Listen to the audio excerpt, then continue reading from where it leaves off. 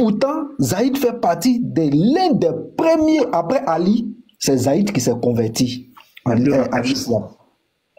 Et le plus aimé, on va lire le tafsir tout à l'heure, mais c'est inadmissible d'accepter que moi, en tant qu'une personne qui a la tête sur les épaules, puisse croire que cet homme-là est un prophète. C'est impossible en fait. Ça dit, je sais, mais ça n'y passe pas. C'est impossible. Donc, on va d'abord lire la sourate 33-50. On va voir quelque chose là-bas. 33-50.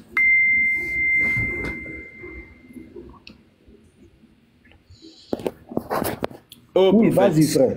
nous t'avons rendu licite tes épouses à qui tu as donné leur mare, c'est-à-dire la dot, ce que tu as possédé légalement parmi les captives ou esclaves qu'Allah t'a destinées, les filles de ton oncle paternel, les filles de tes tantes paternelles, les filles de ton oncle maternel et les filles de tes tantes maternelles, celles qui avaient émigré en ta compagnie, ainsi que toute femme croyante si elle fait don de sa personne au prophète, pourvu que le prophète consente à se marier avec elle.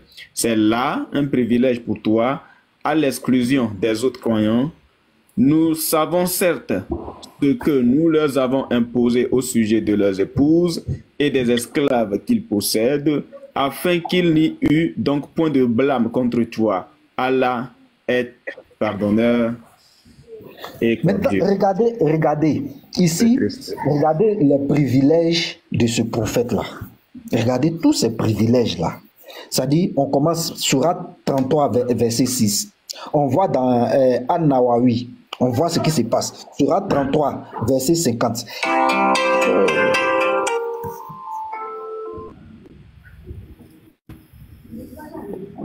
Bon, déjà même en lisant cette sourate-là, pasteur, c'est déplorable. Hein. Ça, c'est l'inceste pur déjà que Allah favorise en islam.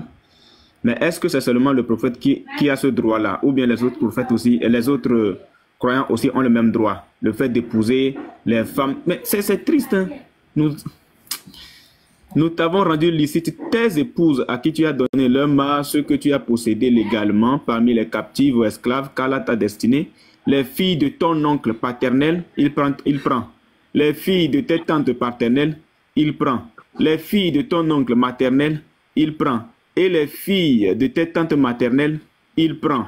Il faut regarder cette histoire de filles, tantes paternelles. Il faut regarder. Ouais. Quand on va aller dans le tafsir, là, tu vas voir la fille en question, là, qui elle est. Tu vois, vous allez comprendre qui elle est réellement dans le tafsir. Regardez maintenant, on va aller dans la sourate 33, à partir du verset 35. Sourate 33, à partir du verset 37 35.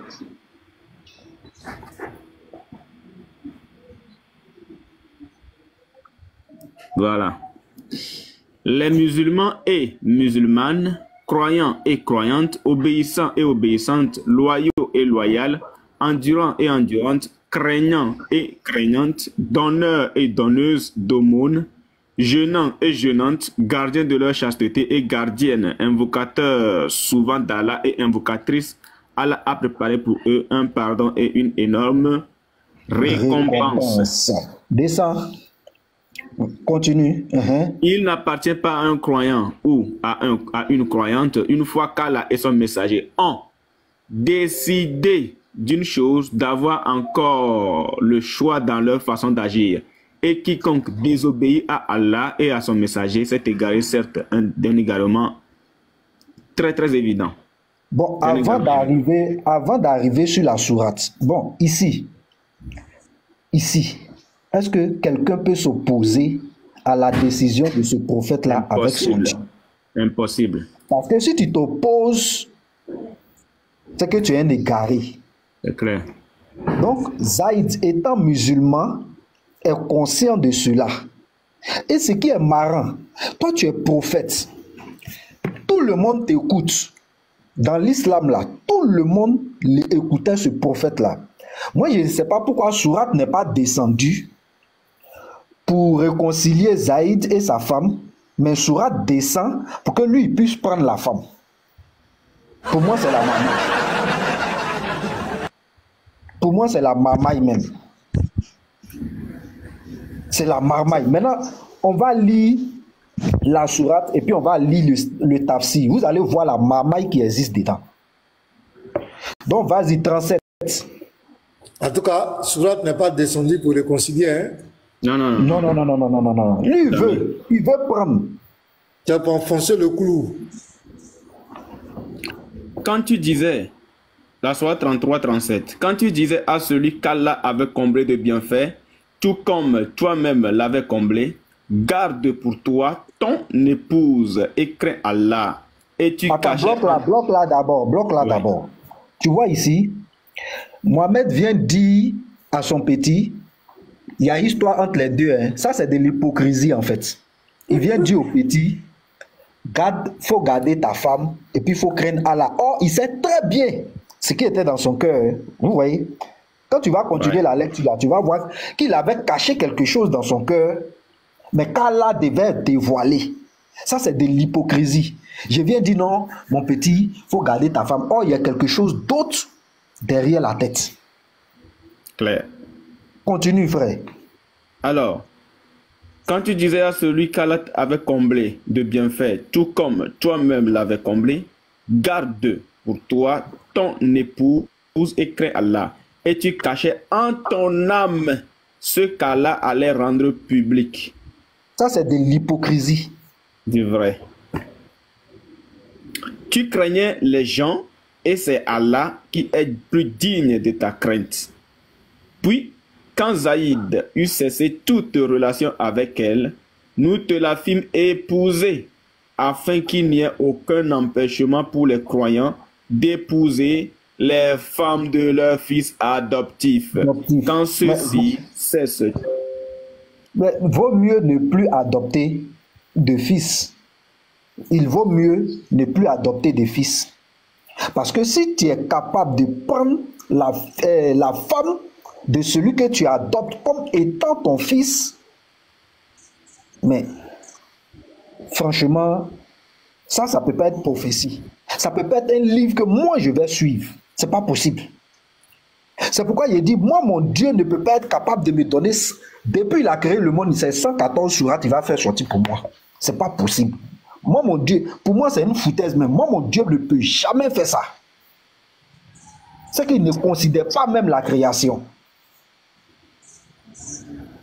Donc on le fait là, c'est pour vous, c'est pour taper votre conscience, pour que vous puissiez prendre conscience que vous vous accrochez aux traditions de ces Arabes là, en réalité.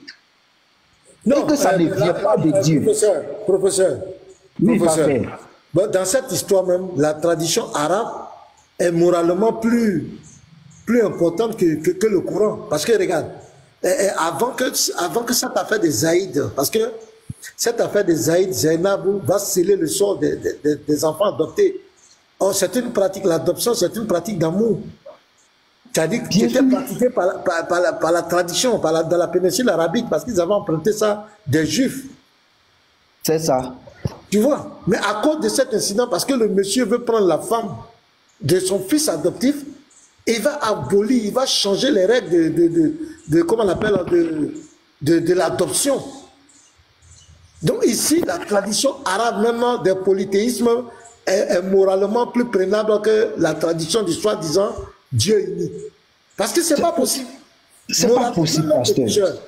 Même un féticheur sorcier sait que l'enfant que j'ai adopté, l'enfant, il me considère comme son père. Il a marié une femme. Et parce qu'il a des problèmes avec cette femme, et il va aller coucher avec. Même féticheur ne va pas faire ça. Moi, chez moi, même au village, mes parents qui n'adorent pas Dieu, qui sont dans l'idolâtrie, l'insecte, chez nous les Akans, l'insecte là, c'est pas toléré. Ces actes-là, ça ne passe pas. Les gens ne peuvent jamais accepter, quel que soit l'argument que tu vas donner, ça ne passera pas. Bonjour. L'enfant, tout le monde t'a vu. Tout le monde sait que c'est ton enfant, tu lui as donné ton nom. Il a marié une femme. Il était avec sa femme. Et tu, pour récupérer l'enfant, tu fais inventer des sourates, soit par-ci, par-là, Dieu m'a dit de la prendre, alors que c'est parce que tu veux coucher à elle. Et il y a même des sources musulmanes, il y a des hadiths encore qui disent que la femme là, il a laissé Zainab après. Il a même fait tuer Zaïd, parce que il a envoyé Zaïd au front, dans un front difficile pour que Zaïd meure. Mais Zainab, après, il va laisser Zainab. Donc, quel est ce Dieu qui lui avait inspiré de prendre Zainab, et puis après, il a dit de laisser.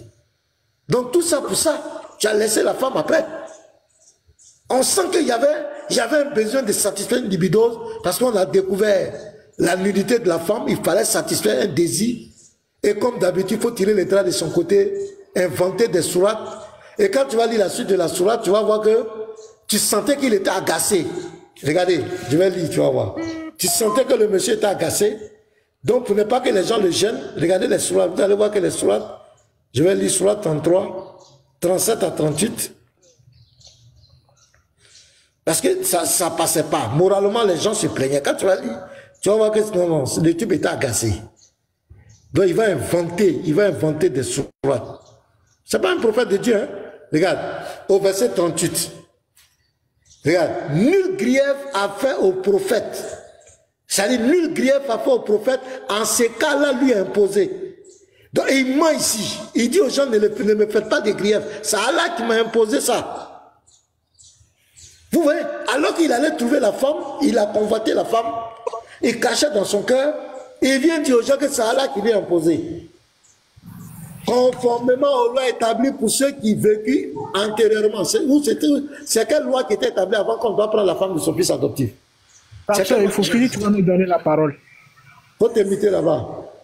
Le commandement d'Allah est un décret inéluctable. Donc il se cache derrière Allah pour commettre ces actes abominables, immoraux plutôt. Ceux qui communiquent les messages d'Allah, les craignant et ne redoutaient nul autre qu'Allah. Et Allah suffit pour tenir le contrôle de tout. Verset 40. Mohamed n'a jamais été le père de l'un de vos hommes. Regardez ici. Parce que les gens se posaient des questions. Comment il peut prendre l'enfant de la femme de son fils adoptif? Maintenant ici, Mohamed n'a jamais été le père. C'est-à-dire qu'il rejette Saïd. À cause des fesses. Vous croyez que ça c'est Mohamed n'a jamais été le père de l'un de vos hommes. Mais le messager d'Allah est le dernier des prophètes. Quel dernier des prophètes? Donc c'est une marmaille, c'est une méchanceté. Et ça, on doit le dénoncer. Il a pris la femme de l'enfant. Et ce qui est grave, on n'a jamais eu la version de Zaïd. Parce que je ne crois pas qu'un enfant, un homme normal, va se faire arracher sa femme.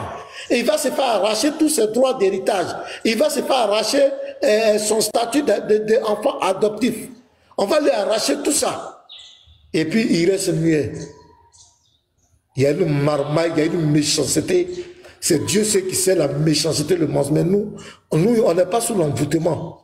Nous, on est lucides, nous les chrétiens. C'est pourquoi on réfléchit avec notre cerveau et on comprend que dans cette affaire n'est pas claire. Le monsieur voulait prendre la femme de son fils adoptif.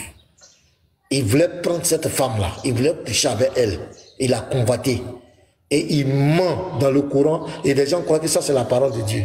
Moi, je dis ça, c'est pas la parole de Dieu. Ça, c'est fabriqué. Yahweh, le Dieu d'Israël, l'Éternel, ne peut pas mettre son nom dans ces bêtises. Professeur, tu as la parole. Vous voyez, c'est clair ce que le pasteur venait de dire. C'est très clair. Et ce qui est vraiment bizarre, c'est que, pasteur, ça là, c'était écrit sur tablette à côté d'Allah. Puisque le Coran... Attendez. Moi, je me demande si c'est nous qui avons un problème ou bien c'est les musulmans qui ont un sérieux problème. Parce que moi, je ne peux pas, franchement, je ne peux pas voir ça. Et puis suivre encore, rester encore, demeurer dedans. C'est pas possible même. En tout cas, je remercie Dieu de m'avoir épargné de ce truc-là. C'est pas possible que moi, ça dit la logique humaine n'accepte pas ça.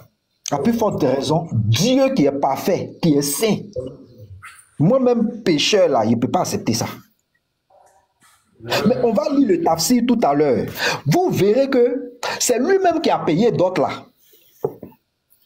C'est leur prophète là même qui a payé d'autres de l'enfant. C'est lui qui a pris l'argent, les trucs là, c'est lui qui allait payer. Il prend le Coran bleu là, pardon, on va lire. On va lire. Comme ça, les gens, notre objectif c'est de vous envoyer, c'est de vous pousser à la réflexion. Boy, tu es là, non? Pasteur, s'il vous plaît, un instant, je vais ajouter quelque chose là. Prends le Coran bleu là. Oui, vas-y, quelle sourate? La Pasteur. même sourate, 33-37. Prends le Coran bleu. Ok. Quel instant? Est-ce que je serai interrompu? Tu prends le tafsir là. On va lire le tafsir. Il faut essayer de S'il vous voir. plaît, professeur, je vais ajouter quelque chose là, si vous me permettez. Non, laisse-moi finir. Après, tu prends la. Tu vois, quand vous étiez en train de parler, moi, j'étais muté. Hein. J'étais muté. Donc, tu me laisses finir. Après, tu vas intervenir. Il n'y a pas de problème.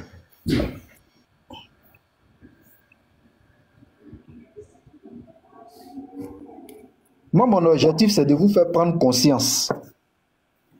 Vas-y, frère. Dieu ordonne à son prophète de dire à son protégé et affranchi Zaïd Ben Haritha que c'est lui qui lui a accordé le bienfait de l'islam qu'il a. Attendez, s'il vous plaît. Voilà.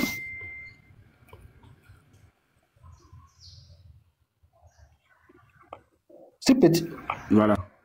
Donc, que c'est lui qui lui a accordé le bienfait de l'islam qu'il a embrassé en suivant le messager. Et ce dernier l'a comblé de son bienfait qui était son affranchissement. Car Zaïd fut un homme remarquable à cette époque et le bien-aimé du prophète. Le bien-aimé du prophète. Quelqu'un. À ce propos, le bien-aimé. oui. Regarde, quelqu'un que toi Oui. tu aimes, tu prends.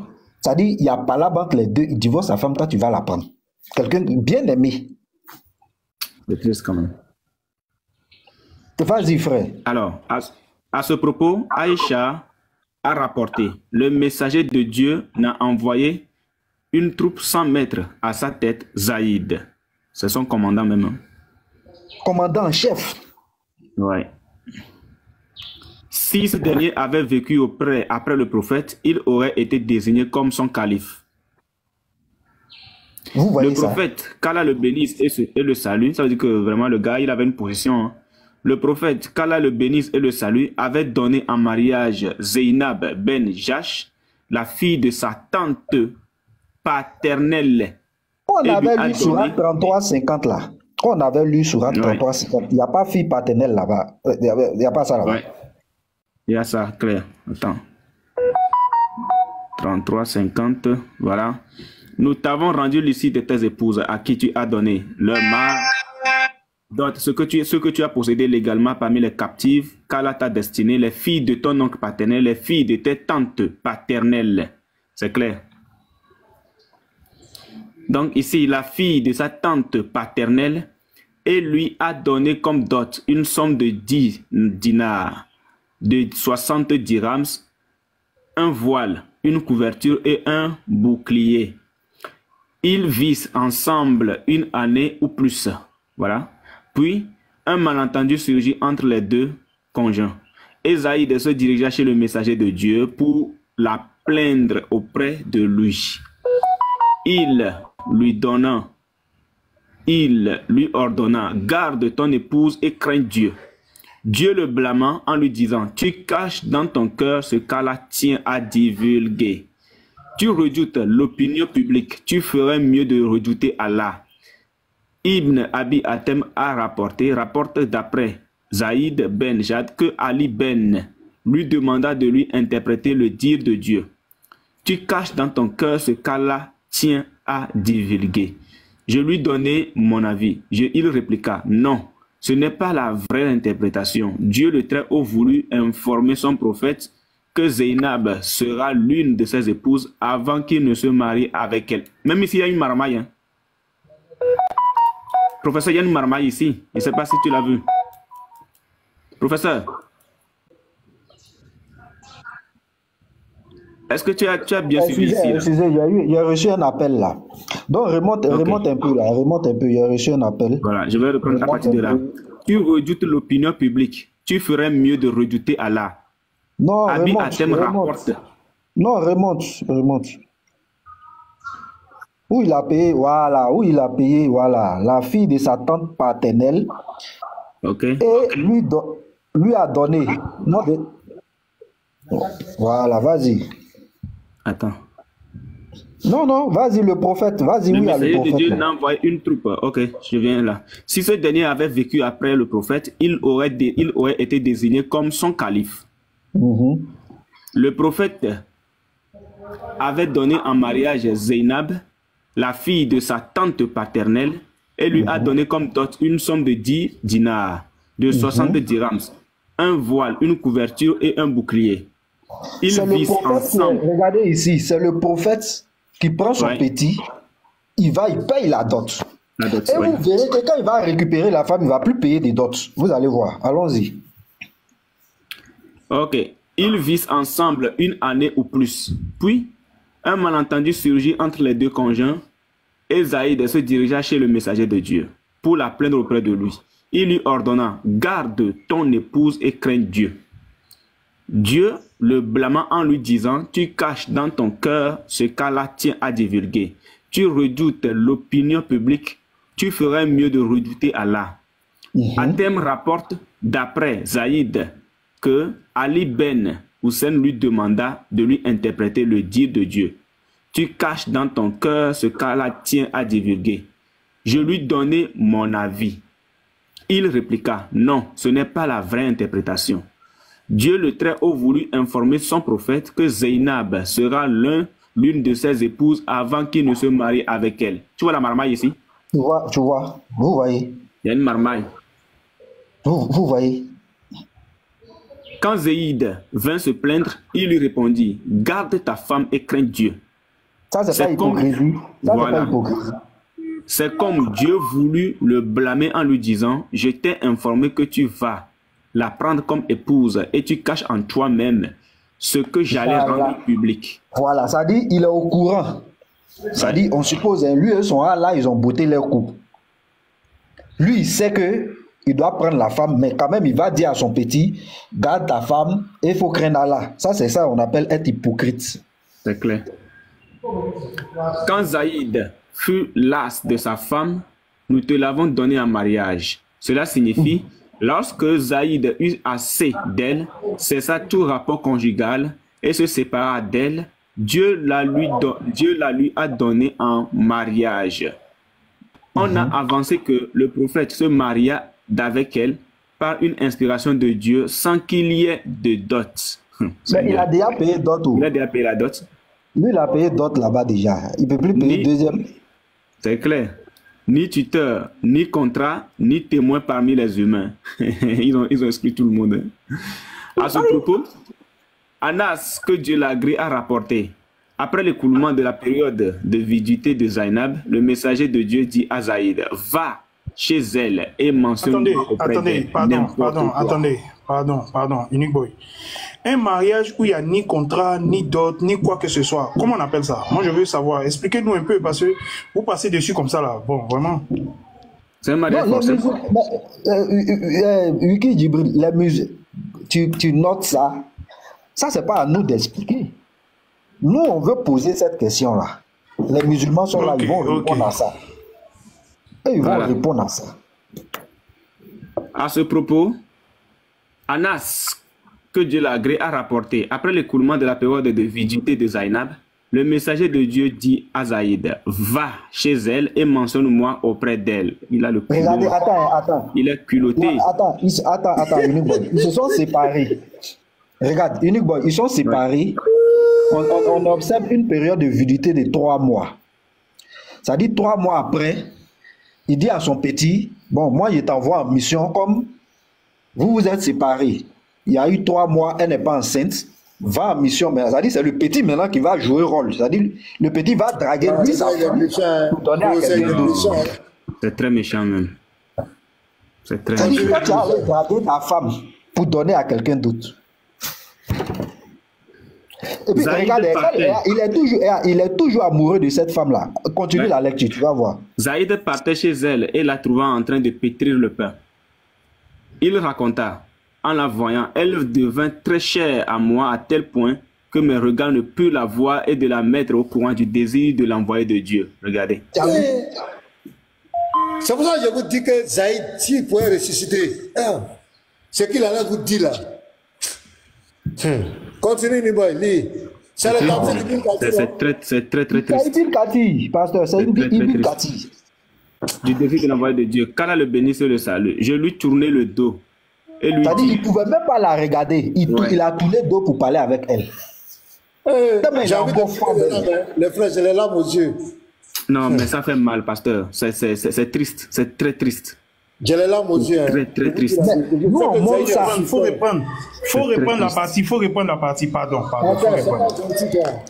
Pasteur, les musulmans qui disent qu'on insulte les prophètes là, moi j'ai trouvé un moyen dans mon téléphone. Maintenant là, moi quand je vais avoir les 1000 abonnés pour pouvoir activer caméra là, quand je monte le tafsir ou bien truc, moi-même je ne lis pas. Ordinateur va lire. Là ils vont pas dire professeur insulte prophète. Ils vont dire ordinateur a insulté les prophètes. Parce que quand nous on lit ça là, ils trouvent que nous on est injurieux. Or c'est écrit. Ça dit, c'est celui qui lit qui est injurieux. Ça dit, c'est ça, nous on appelle envoûté. Quand quelqu'un est envoûté, c'est comme ça il réagit. Ça dit, tu fais tout. Actuellement, le pasteur est en train de lutter avec le diable pour enlever vos âmes là dans la main du diable. Vous luttez avec le pasteur, vous aidez le diable. C'est très triste, quoi. C'est très triste. On reprend cette partie. C'est écœurant. Il raconta, en la voyant, je reviens. Zaïd partit chez elle et la trouva en train de pétrir du pain. Zaïd raconta, en la voyant, elle devint très chère à moi, à tel point que mes regards ne purent la voir et de la mettre au courant du désir de l'envoyé de Dieu. Regardez. Seigneur. Et puis, regardez, on finit de dire ça, non, Unique Boy, l'envoyé de Dieu. Et puis on met quoi à côté? Qu'Allah le bénisse et le salue. C'est-à-dire, on finit de raconter ça là, et puis on dit qu'Allah le bénisse encore pour mettre dessus. Je lui tournai le dos et lui dis, ô Zainab, est cette bonne nouvelle?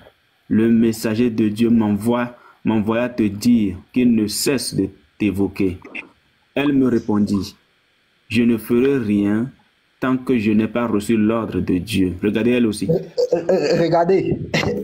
Pasteur, tu sais comment la sourate est descendue maintenant? Parce que elle a dit que elle ne fera rien tant que Dieu n'a pas révélé quelque chose. Continue la lecture, tu vas voir quelque chose. Elle se leva ensuite pour gagner son sanctuaire. Après la révélation du verset précité, le messager de Dieu se rendit chez elle et entra sans demander l'autorisation. Voilà. Tu vois, comme elle a dit ça, c'est là la sourate est descendue et puis elle accepte maintenant. Ouais. Lors de la cérémonie des noces, le messager de Dieu prépara un repas auquel il invita les hommes en leur offrant le pain et la viande. Il demandait à la maison du prophète s'entretenir. Le messager de Dieu les quitta et sortit. Quant à moi, je l'ai suivi. Il fit le tour des appartements de ses autres épouses pour les saluer. Celles-ci lui demandèrent, ô messager de Dieu, comment tu as trouvé ta nouvelle épouse? Je ne me rappelle plus ce que fut sa réponse. Et je l'informai que les hommes viennent de quitter la maison. Il se rendit alors chez Zainab, et comme je voulus entrer avec lui, un rideau fut interposé entre nous. Regardez. Voilà. Ça dit, lui, il veut faire le travail. Et puis, le petit le suit. On dit, non, mon ami, c'est pas comme ça se passe. Tu peux pas faire ça comme ça. Et ça, c'est dans la même sourate là, hein. Dans la même sourate 33 là. On va continuer. Après 50 là, c'est 53, non? Attendez. Entre 53 et 56. C'est 53. Voilà. Le verset concernant le voile fut descendu et les gens reçurent cette recommandation. Ô croyants, n'entrez pas dans la demeure du prophète que s'il vous a invité. N'entrez pas dans la demeure du prophète que s'il vous a invité. Lui, il veut faire le travail et toi, tu le suis. C'est là la sourate, il y a autre sourate encore qui va descendre pour dire, hey, vous là, ne faites plus ça. Hein. Ne faites plus ça. Zainab Ben. Oui, vas-y, frère. Zainab, comme a rapporté Anas, s'enorgueillissait sur les autres épouses du prophète en disant, ce sont vos parents qui vous ont donné en mariage. Quant à moi, c'est Dieu qui m'a donné cela du dessus de cette deux. Voilà. Voilà, elle aussi, elle se vante. Hein. Voilà, l'orgueil. L'orgueil est rentré. Il a fait descendre sourate, non? Oui. Et tout ça, c'était sur la tablette de Allah. Voilà. Non, moi, je vais m'arrêter là pour ne pas monopoliser, quoi. Moi, je vais m'arrêter là. Parce que la suite, elle dit, on interdit, maintenant, il n'est plus interdit de prendre la femme de son fils adoptif, mais c'est interdit de prendre pour son propre fils. Continuez la suite.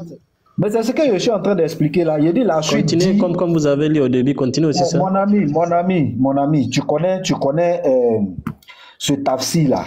Moi, j'ai dit, pour moi là, moi je m'arrête là. Maintenant, si toi tu prends la parole là, toi tu vas continuer la suite. Mais moi, je suis en train de te dire ce que la suite dit, parce que j'ai déjà lu ça. La suite dit, il est interdit de prendre pour son propre fils. Mais pour le fils adoptif là, c'est rendu licite. Même toi tu peux prendre la femme de ton fils. Oh, c'est ça là, nous on condamne. C'est répugnant. C'est une abomination, c'est ça nous on condamne. Le simple fait de prendre même un proche, même ton ami, les soins adoption la même. C'est comme moi, je prends un exemple banal. Je vois la femme de Lévite et moi je vais prendre la femme de Lévite. Les soins adoption. Comment tu peux t'imaginer prendre la... C'est ça qu'on appelle adultère. C'est ça qu'on met l'adultère là, c'est ça qui est là. Et tu me dis, continue la suite. Donc tout ce qu'on vient de lire là, ça t'a rien dit, hein. C'est là. Mais vous êtes envoûtés. Vous êtes envoûtés.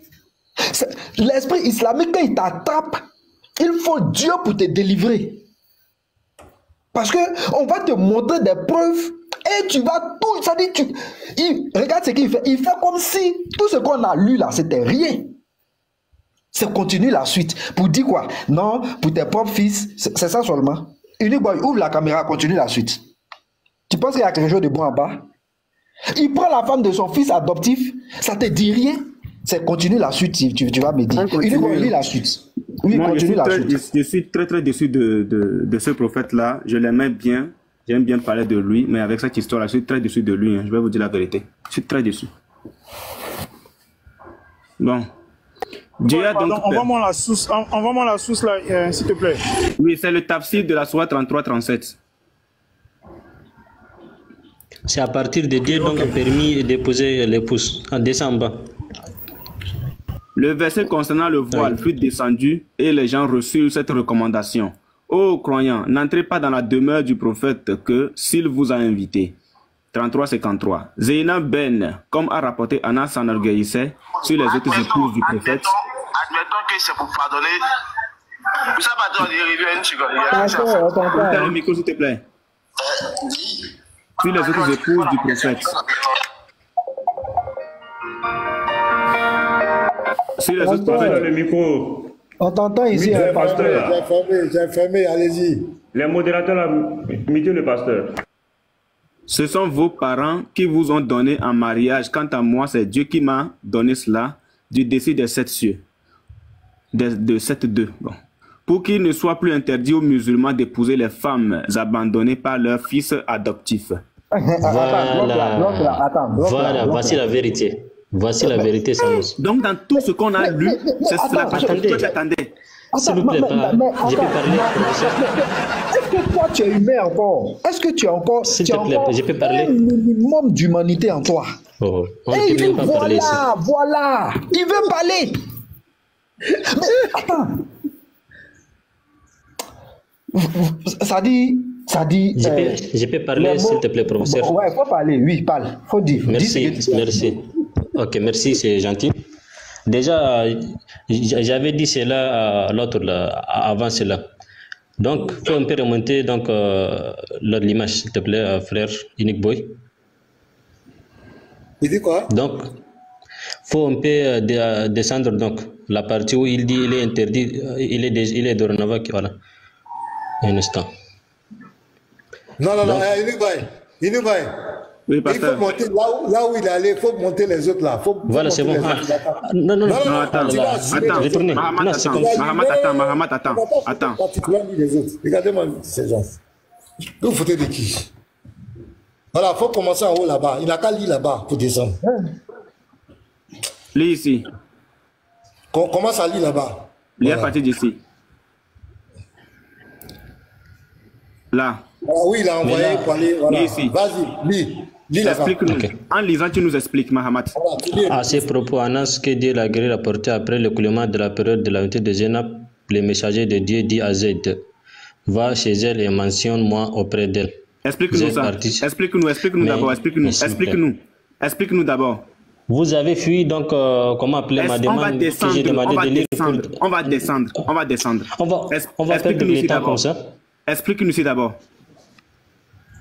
Est-ce que c'est la partie où j'ai demandé de parler? J'ai demandé de parler en bas et vous me remontez. Tu vas expliquer ici. La partie où c'est là. Mais le professeur l'a déjà expliqué, je suis d'accord. Non, toi tu vas expliquer. Toi tu vas expliquer. Moi je vais expliquer partie B, vous voulez me retourner partie A, ça c'est comment? On n'a pas bien compris, toi explique-nous. Parce que vous savez que dans la partie B, la réalité va s'annoncer. Explique-nous d'abord. Inoubaye. C'est bon, comme vous voulez. Bon, descends, il va expliquer. Vraiment, c'est... Non, laisse qu'il explique. La vérité c'est là-bas, la vérité c'est là-bas. Et vous avez perdu. Ici c'est le mensonge. Ici c'est le mensonge. Non, Ici c'est le parce mensonge. que dans la conclusion, vous savez très bien que la vérité Non, va ici, c'est s'annoncer. le Vous avez mensonge. coupé, vous avez arrêté. Explique ici. Un test, on laisse l'introduction, le développement. C'est parce que vous savez que vous ne voulez pas lire la suite. Ensuite, quand je vais expliquer, vous avez perdu. Vous avez perdu quoi? Fin de débat. Pasteur, non, qui l'a fait descendre? Hein, c'est le pasteur? C'est moi qui l'ai fait D'accord, descendre. il n'y a pas de problème, pasteur. Mais attendez, c'est quand même... Sœur a fait des questions ou comment. On ne veut même pas donner la parole à une personne. Quand une personne prend la parole, quand monsieur a lu... Attendez, je vais parler. Un instant. Quand le frère a parlé, le professeur a parlé, il a demandé de lire la suite du verset. Le professeur a dit quoi? Que c'est lui qui a la parole, il s'est arrêté là. Quand il va prendre la parole, il n'a qu'à lire la partie qu'il veut. Maintenant, lui aussi, il choisit sa partie. Attends. Pasteur. Shalom à tous. Petit Mato, accorde-moi 10 secondes. On a qu'à mettre lui-même là, il va tout expliquer. Use même va tout expliquer. Petit Mato. Voilà, attends, Petit Mato, s'il vous plaît, accordez-moi 10 secondes. Moi, je sais pas. Pasteur, allons là où il veut partir là. C'est le tafsir de qui? C'est le tafsir de qui? Il dit que c'est le tafsir de qui? Professeur, tu sais pas, je l'ai fait descendre. D'abord, il refuse de lire en haut. Et puis il dit que c'est à la fin là-bas là, qu'est la vérité. Donc on lui demande, est-ce qu'ici là c'est mensonge? C'est une malhonnêteté, professeur. Il ne faut pas vraiment jouer avec l'esprit des gens. Tout ce qu'on a expliqué ici là, s'il n'est pas conscient pour comprendre et qu'il veut jouer au malhonnête, on ne peut pas accepter ça. Moi je suis révolté contre ce genre de choses. Je suis révolté contre ça. Ben, c'est très méchant. Regarde comment il a traité Zaïd. Non seulement tu prends la femme de l'enfant et tu dis à l'enfant d'aller annoncer à sa femme. Et des gens qui ont un cerveau. Non, professeur, il y a des choses, moi, ça me révolte. Je te dis la vérité. Ça fait mal, quoi, parce que ça fait mal. Ça me révolte même, tu ne peux pas comprendre. Ça fait mal. C'est trop. On peut pas enlever en toi, on ne peut pas enlever quand même en l'homme et tout sens de l'humanité. Vous dites qu'on entend adorer Dieu, c'est méchant. Comment tu peux prendre la femme de l'enfant et puis tu lui dis, toi-même, lui-même, il n'a qu'à l'annoncer. C'est le mépris même. Ça montre que ce prophète, il ne regarde que ses intérêts. Il s'en fout de tes sentiments. Et le petit, on sent qu'il aime encore la femme. C'est ce qu'Ibn Kati dit. Et le type veut balayer ça, pour aller nous faire une conclusion bidon, pour dire que oui, quand il a cessé le rapport, donc c'est ça la vérité. Regardez-moi des choses comme cela. Moi, je ne peux pas tolérer ça ici. Je ne peux pas tolérer. Sinon, quand assumer le test, il veut expliquer qu'il prenne tout, qu'il l'explique. Il n'y a pas de philosophie ici. Si c'est comme cela, allez, tu files le camp. Va raconter ça là-bas. Mais ici, là, on ne va pas accepter. Voilà, on va te donner la parole. Donnez la parole maintenant à Isère. Lui, il va expliquer. Donnez-lui maintenant. On va l'écouter. Je vais le mettre en grand même. Et il était très chaud. On te met en grand. Il faut nous expliquer. On t'écoute. Mettez-le en grand. Voilà. Isère, il faut nous expliquer.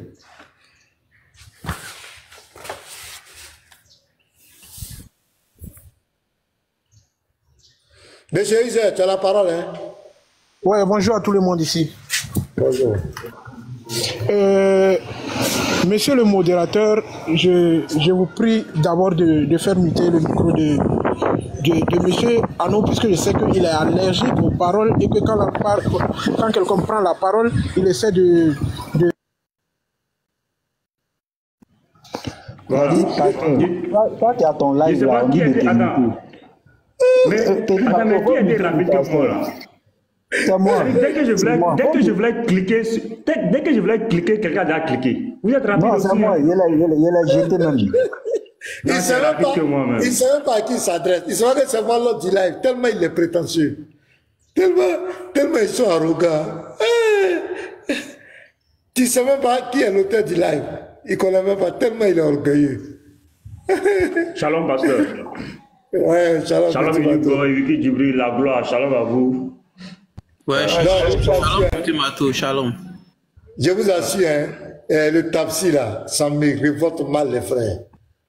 Je vous assure, il a peur de la question. Attends, on va le faire remonter même, ce gars-là, ce prétentieux-là. Faut refaire ta demande. On va le faire remonter. Tam Fila, on t'écoute. Tu étais en train de dire, ministre, c'est fort. Toi-même, tu es là maintenant, on t'écoute. On te met en grand. Oui, bonjour les gars. Non, moi, en fait, c'est même pas pour trop discuter parce que la dernière fois, j'ai eu une discussion ici où je n'avais pas vraiment le temps de parler et ça m'a un peu choqué quand vous m'avez fait descendre. Mais bon, c'est normal, c'est vous qui jugez. C'est quelle discussion tu as eu ici? C'est quelle discussion tu as eu pour m'empêcher de parler? Je veux dire que c'est vous qui jugez si quelqu'un est malhonnête ou pas et donc vous le descendez ou pas. Mais c'est que moi... Non, c'est quelle discussion tu as eu? Oui, on parlait de la prière. Mais ce que je veux dire, c'est que si, même quand tu penses que quelqu'un... Arrête ta morale là. On dit sur 33, verset 37, ton prophète a pris la femme d'Ésaïe. Qu'est-ce que tu dis de ça? Arrêtez votre morale là. Allez-y, faites votre morale ailleurs. Allons-y dans le débat. Je vais te dire que si tu penses que quelqu'un n'a pas raison, essaie de l'écouter pour que tout le monde sache que... On t'écoute, on t'a mis en grand. On dit, allons dans le débat. Arrête de pleurer là, vous venez ici pour pleurer, ça dit vous venez sur nos lives, c'est vous qui pleurez. Mais pourquoi pleurer ailleurs? Personne ne craint, il faut que tu prononces sur le sujet. Vas-y. On ne va pas t'écouter. Vas-y. Il n'y a pas de problème, je préfère au moins dire pour ne pas que quand je vais commencer à parler, vous allez m'interrompre et puis vous allez me faire descendre. Et puis si tu racontes du n'importe quoi, on va te faire descendre. Voilà, tu racontes du n'importe quoi, on va t'arrêter. Si tu n'es pas dans le sujet, on va t'arrêter. Arrêtez de pleurer sur nos lives. Avec les principes. Comme ça, je vais discuter jusqu'à la fin. Mais si vous n'êtes pas d'accord que vous allez me faire descendre, je préfère descendre dès maintenant. Bon, pasteur. Attends. Je pense pas que le faire descendre.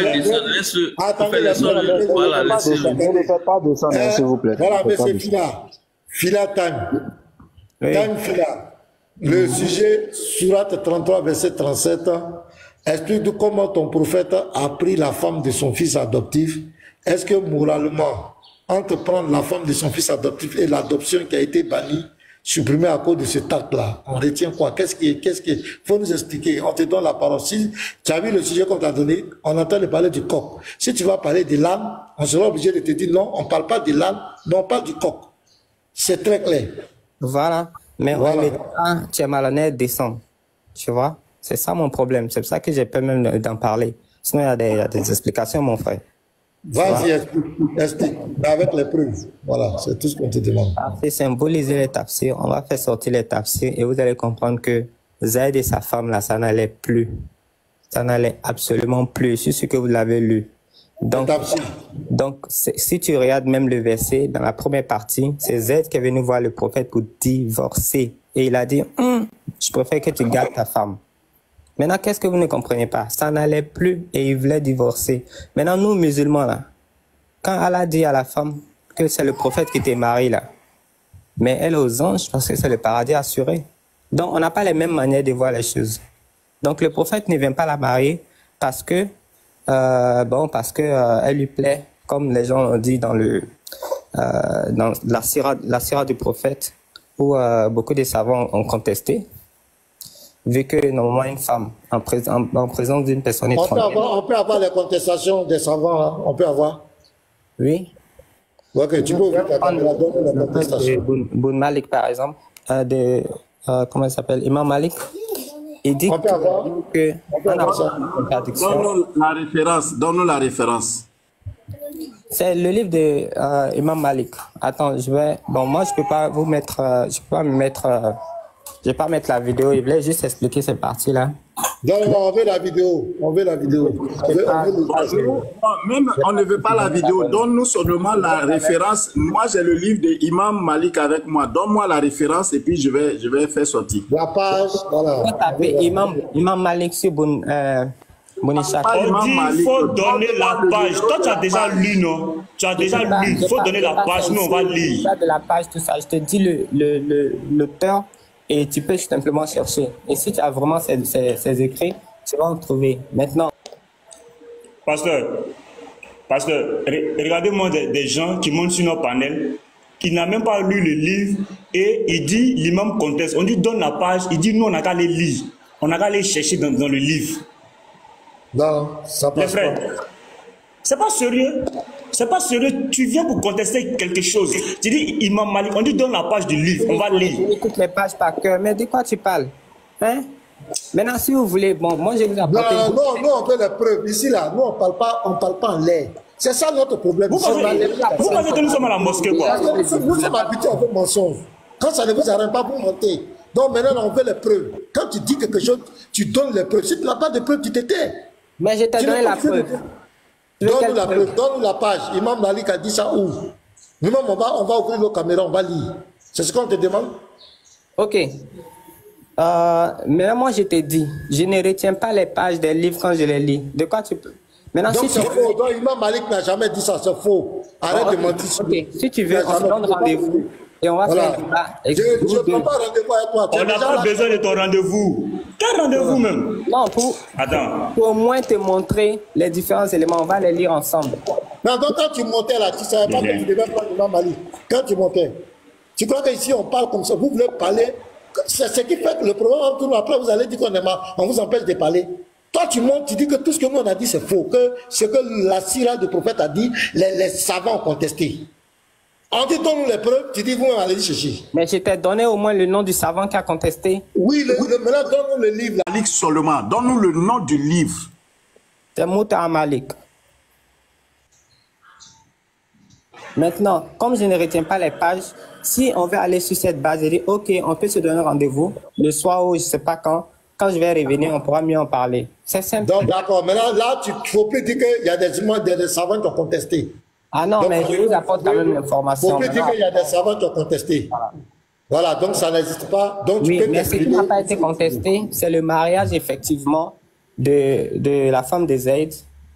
Et puisque ça, c'était un ordre d'Allah pour montrer que les hommes peuvent marier les femmes de leur fils adoptif lorsque ces derniers les ont divorcés. Ça, en tout cas, ça c'est clair, ça vient d'Allah. Voilà. Maintenant, nous les musulmans, comme vous le savez, on ne peut pas s'opposer à la volonté de Dieu. Maintenant, est-ce qu'on doit juger moral ou pas moral la volonté de Dieu? Pour nous, c'est Dieu qui établit la morale. Donc, si Dieu dit, à partir de maintenant, vous devez, pas quoi, vous devez vous noyer pour mourir, bah, tous les musulmans vont se noyer pour mourir. C'est comme ça. Je ne sais pas si vous comprenez de quoi je parle. Donc ça, c'est Dieu qui décide de notre vie. C'est Dieu qui décide de la morale. Maintenant, humainement, dites-moi, pourquoi est-ce que ça va être choquant que quelqu'un marie le fils, enfin la femme de son fils adoptif, lorsque, je dis bien, lorsque ces derniers divorcent? Ok. De montrer ça. Attends, je vais parler. Donc, on a compris ton opinion. Bien que tu n'as montré aucune chose, tu as parlé de ton cerveau et tu nous as fait comprendre que même si Allah t'ai donné rendez-vous. Voilà, si Allah vous a dit d'aller vous noyer, allez-y vous noyer. On a compris qu'il y a des gens, comme on le dit, Allah a acheté les croyants, les personnes, les biens. Allah a pris toute votre intelligence, tous vos cerveaux, vous n'avez plus de volonté. C'est un exemple. Non, il faut t'imiter là-bas. Tu parles, on t'a laissé. Il faut t'imiter. Quand tu parles, on t'a laissé parler. Je parle la parole, là, tu commences à... Tu vas me couper pourquoi? Voilà. Donc, tu dis que c'est ce que Allah décide, c'est ce que tu sais. C'est le seul argument derrière lequel tu peux Tu peux te cacher. Sinon, le contexte, c'est quoi? Un homme ne peut pas prendre une femme, ne peut pas adopter un enfant. Un homme ne peut pas adopter un enfant. Et puis cet enfant-là, il aide l'enfant à se marier. L'enfant a fait 1 an, plus d'1 an avec sa femme. Il vivait en bonne et due forme. C'est lorsque ton prophète va aller rendre visite à cette femme, et si elle était en tenue légère, il y a plein d'hadiths qui disent ça, hein? Il y a plein de sources musulmanes. Et il va dire qu'Allah change les cœurs. Pourquoi il a dit Allah change les cœurs? Et quand le petit va revenir, elle va lui expliquer ça. Or, il sait qu'à la Sourate 33:6, Mohamed a plus de droits sur le croyant qu'il en a sur lui-même. Il a tous les privilèges. Et bim, le petit sait que son père adoptif a les yeux sur sa femme. Il décide maintenant, puisque pour sa vie, il connaît le principe que son père, personne ne doit lui résister. Tout ce qu'il veut, il doit avoir. Donc l'enfant décide de se séparer. Et il prend la femme. Et ce qui m'énerve, ce qui nous énerve, c'est sa posture de prophète. Maintenant, il vient mentir dans un livre de foi parce qu'il veut prendre la femme de son fils adoptif. Il vient dire que c'est bon, que c'est un certain Dieu qui lui a imposé ça. Alors que dans le même verset, on dit que tu cachais des choses dans ton cœur. Lui-même, il a convoité la femme. Et il vient dire que c'est un Dieu qui lui a imposé ça. Ça ne passe pas. Et puis les conséquences, c'est quoi? Les conséquences, c'est ça qui nous énerve. À cause de ça, on va abolir, on va supprimer l'adoption. Un acte d'amour, un acte de compassion, un acte de bienfaisance. Il va non seulement rejeter l'enfant, l'enfant ne va plus porter son nom, l'enfant n'est plus son héritier. L'enfant, quand même, soyez humain. Il lui arrache tout son statut, tout son espoir, sa femme. Et tout à l'heure, on vient de lire le tafsir de 2004. L'enfant aimait toujours la femme. Mais vous venez mentir que c'est lui qui a divorcé. Il aimait la femme. Il n'a jamais voulu divorcer la femme parce qu'il n'avait pas le choix. Il aimait toujours la femme.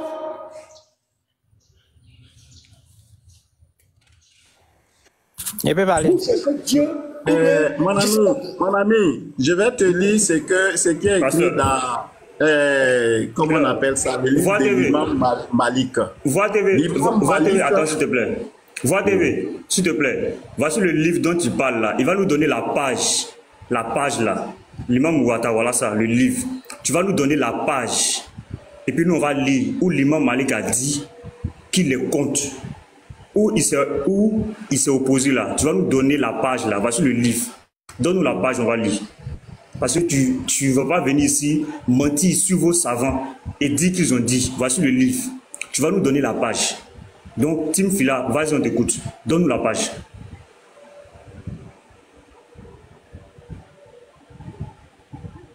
Ouvre ton micro, tu nous donnes la page.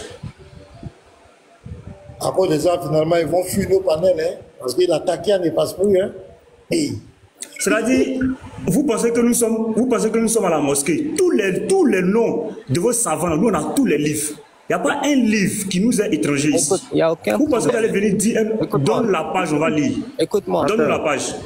Pasteur, si tu n'es pas indulgent envers nous-mêmes, c'est-à-dire que quand nous-mêmes on parle, quand on s'exprime, quand on demande des choses, tu nous demandes les sources. Quand serait-il pour les musulmans? C'est normal que tu nous parles.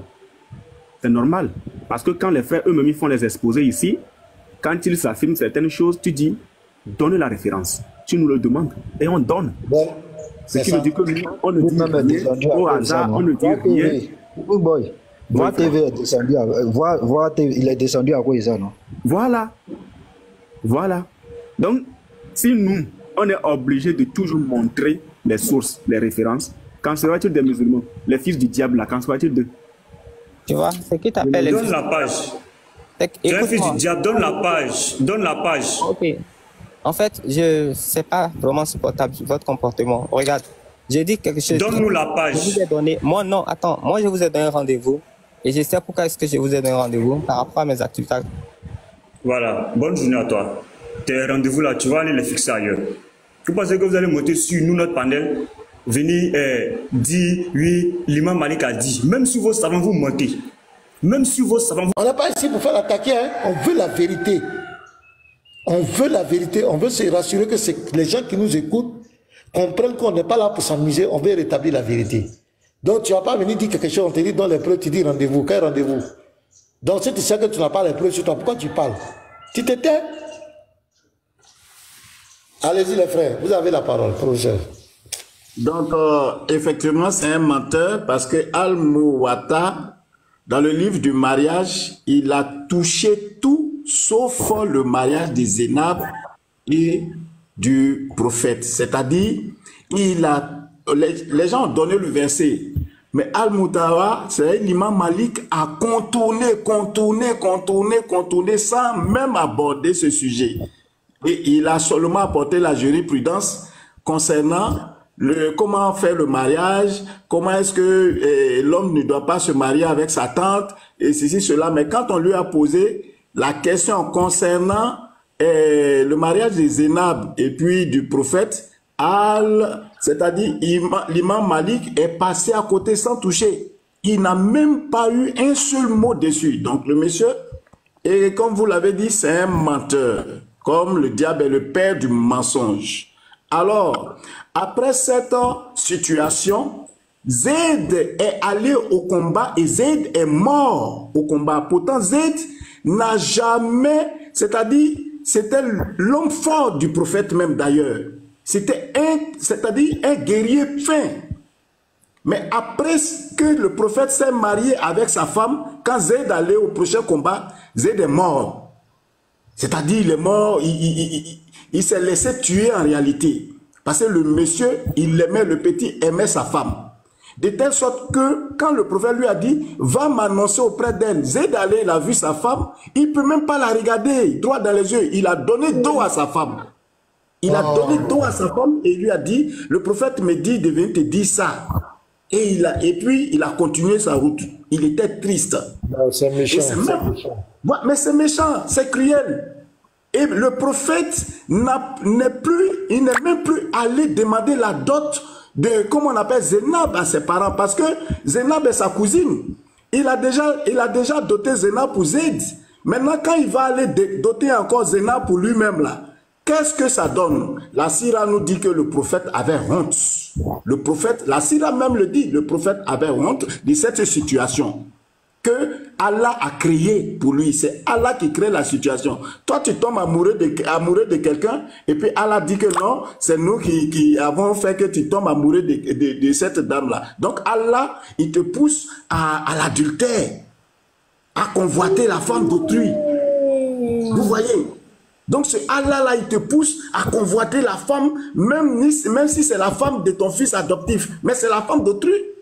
Et c'est à partir de ce moment-là que il est interdit maintenant aux fils adoptifs de porter le nom de, comment on appelle ça, de leur père adoptif.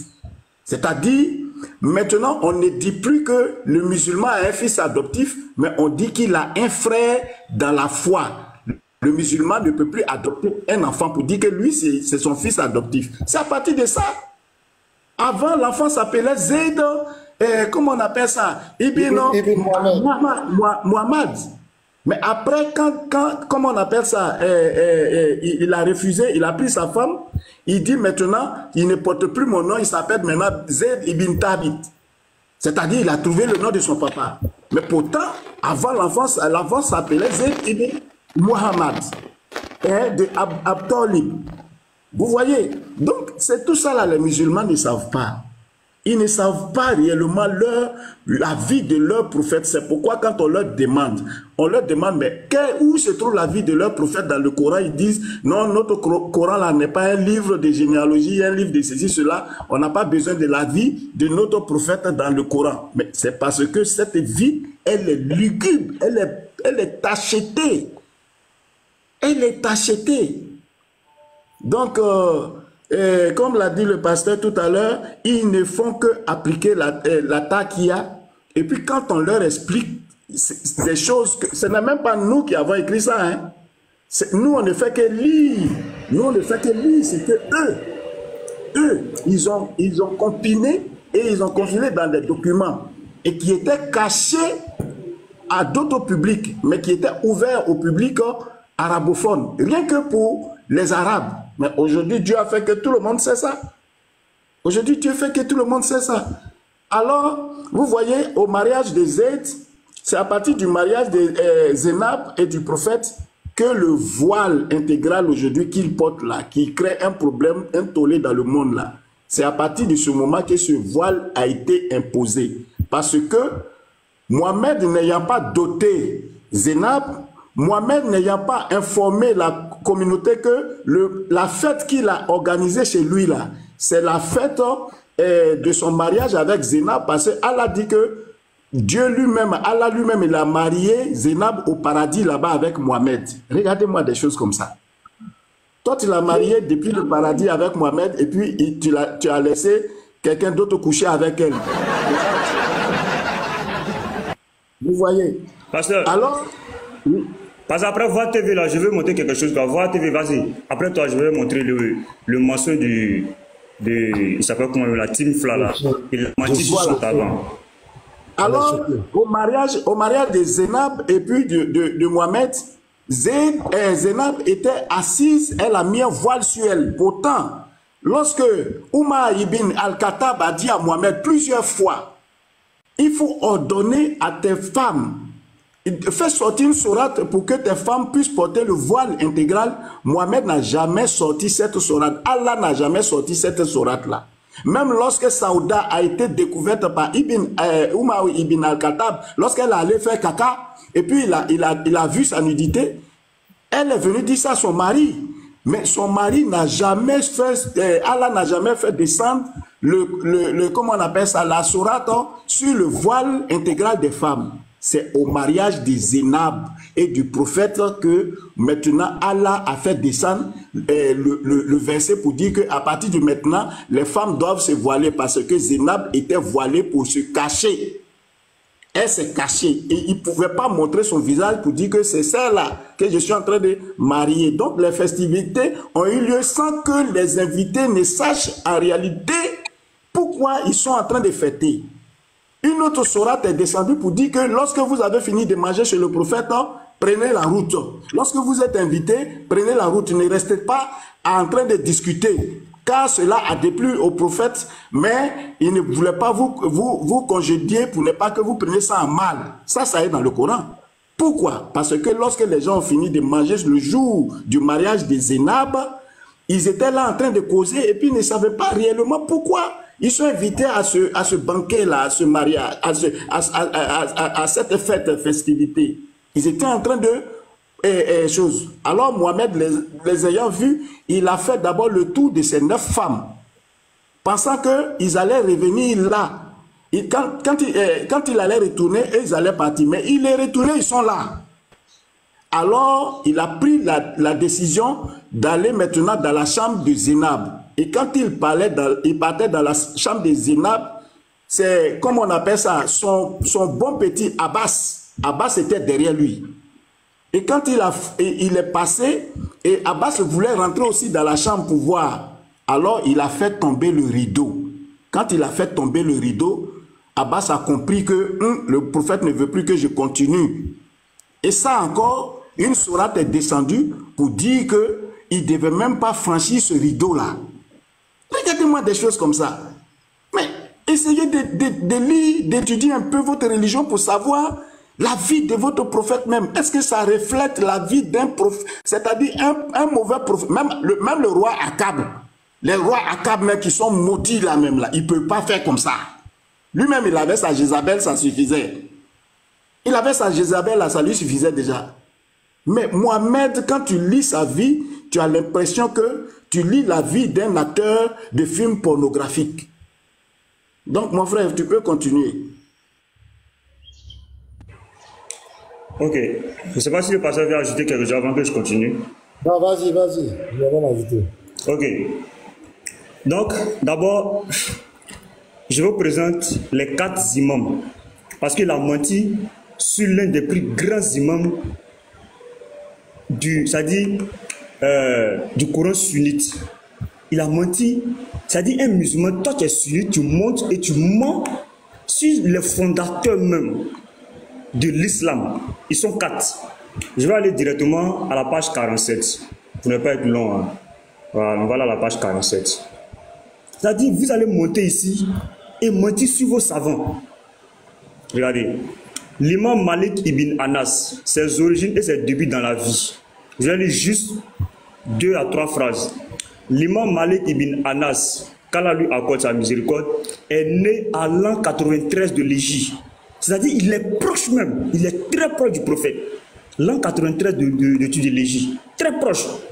À Médine, illuminé de père et de mère appartenant à des tribus arabes, originaires du Yémen. Son père s'appelait Anas ibn Malik Abi Amer el-Arbashi, le Yéménite, et sa mère, etc.